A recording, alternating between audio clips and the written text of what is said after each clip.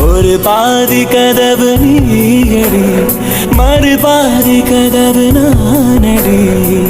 பார்த்து கொண்டே இருந்திருந்தோம், சேர்த்து வைக்க காத்திருந்தோம். ஒரு பாதி